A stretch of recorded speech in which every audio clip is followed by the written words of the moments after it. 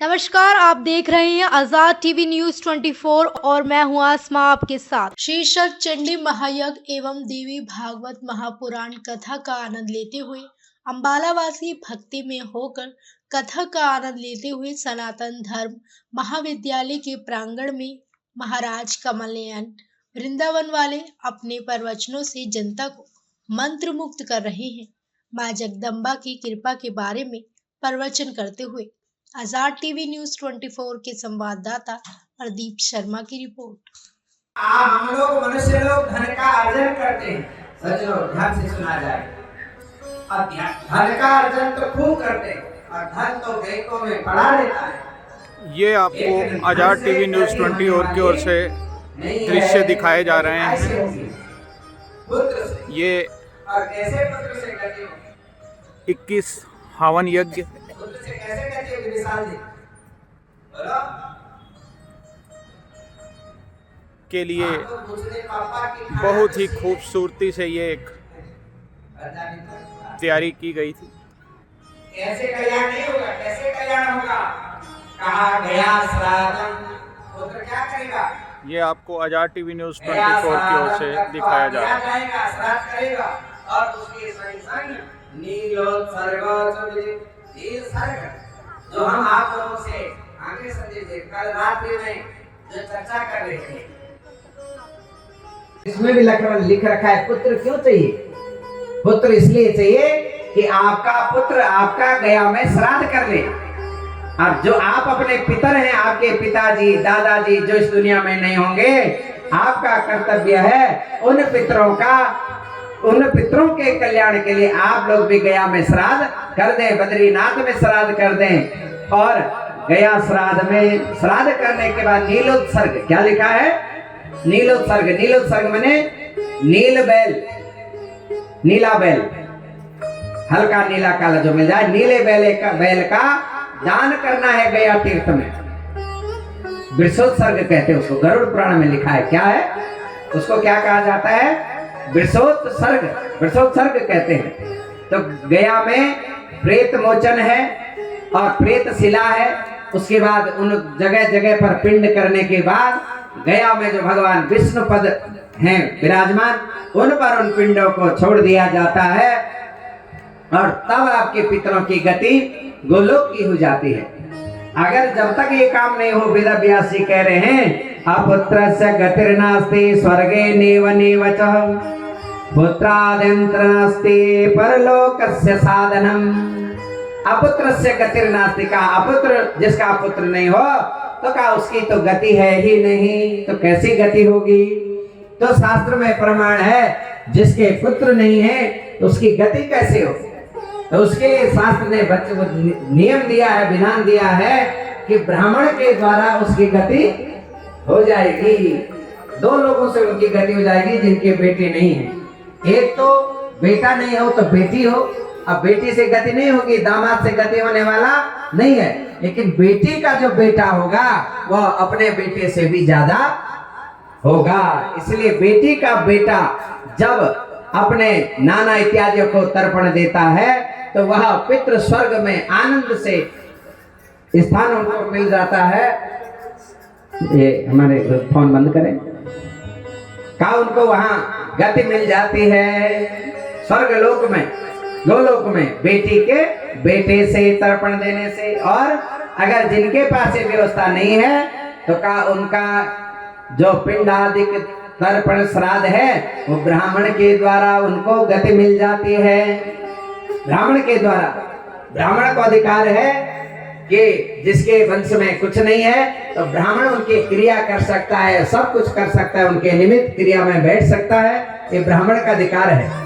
इसलिए जो यज्ञ में यहाँ यजमान एक आध हमारे बड़े बड़े यजमान, अब बड़े लोग होंगे तो समय नहीं होगा, आप तो यजमान के रूप में तो विराजमान है, लेकिन इधर उधर है तो उनके रूप में उनका प्रतिनिधित्व यहाँ हवन में भी ब्राह्मण ही कर रहे हैं और फल सब उन यजमानों को ही मिलेगा। सिर्फ कर्म ब्राह्मण करेंगे, फल यजमानों को मिलेगा। इसलिए भगवान वेद व्यास जी कह रहे गया में कौन श्राद्ध करेगा? अगर हमारे बच्चे श्राद्ध नहीं करेंगे तो हमारे पितरों को कहा गर्म आंसू पीने पड़ते हैं। तो सज्जनों 17 मई 2026 से इस बार गया में ही कथा रखेंगे, ये हमने विचार किया। और जब हम किसी की कुंडलियां देखते हैं तो सबकी कुंडलियों में काल सर्प दोष है, बहुत ज्यादा, इधर भी बहुत है। और काल सर्प दोष क्यों बनता है? जब पितृ महादोष हो जाता है और उसके बाद हानि होने लगती है। इसीलिए अकेला जाने में गया में तो बहुत खर्चा है, लाखों रुपए का, तो वही खर्चा थोड़े रूप में करके इस बार 17 मई से अधिक मास में गया में ही कथा रहेगी। बोलो वृंदावन बिहारी लाल की। विशाल जी सब लोग तैयारी कर ले। तो गया चल अपुत्रस्य गतिर्नास्ति स्वर्गे नेव नेव चह। वेद व्यासी कह रहे हैं मेरे तो कोई पुत्र नहीं है, शादी नहीं की, तो मेरी गति कैसे होगी? चिंता में पड़ गए, क्या करें? पुत्र कैसा हो? पुत्र चाहिए, कहां से लाएं? कहां से पुत्र लाएं? शादी कर लें, एक सुंदर दुल्हन ले आए घूंघट वाली। क्या करें? विचार कर रहे थे क्या करना चाहिए बंसल जी, क्या ख्याल है आपका? वेद व्यासी को शादी कर लेनी चाहिए कह रहे हाँ हाँ, देखना तो देवी उधर है पीटेगी। समझो, तो वेद व्यासी के मन में अपने आप ही विचार आया, मैं तो संसार का त्रिलोक का ज्ञान मुझे है, अनेकों पुराणों मैंने रचना कर ली है, अगर मैं विवाह करूंगा तो दुनिया वाले मुझे क्या कहेंगे? इतने बड़े संत के मन में भी वासना है।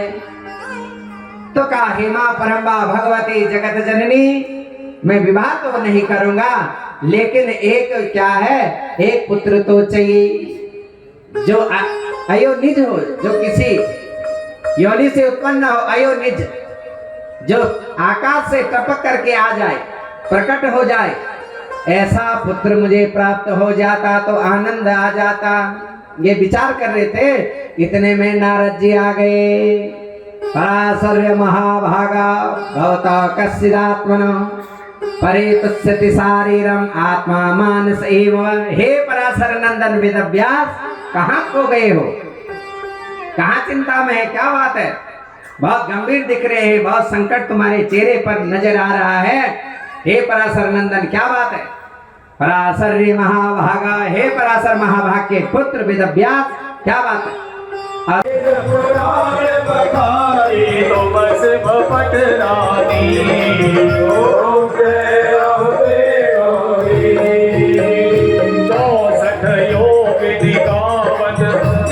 करत भैरो भैया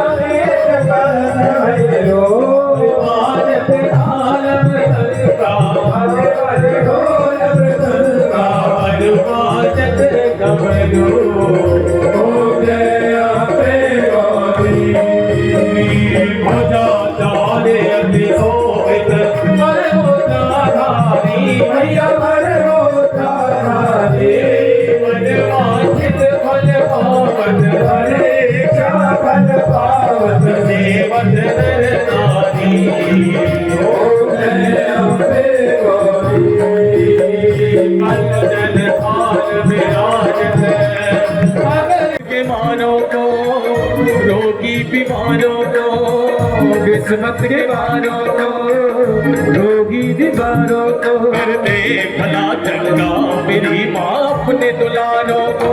पाप कट जाए चरण छूने से, पाप कट जाए चरण छूने से, महकती है दुनिया माँ के धूने से। फिर तो माँ ऐसी कभी क्या वही मिलती है, फिर तो माँ ऐसी कभी क्या कहीं मिलती है, फिर तो माँ ऐसी कभी क्या वही मिलती है, फिर तो माँ ऐसी कहीं क्या वही मिलती है।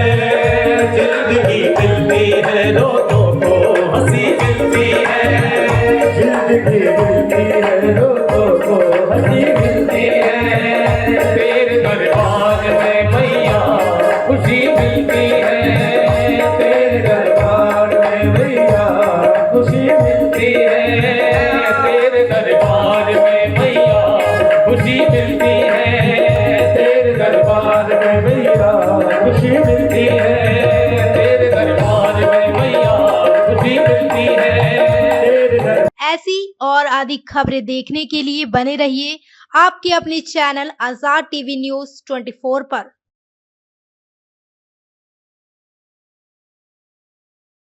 आपको पता है क्या, डेमीज ने अपना न्यू प्रोडक्ट लॉन्च किया है, टेस्टी स्पाइस लेमोना।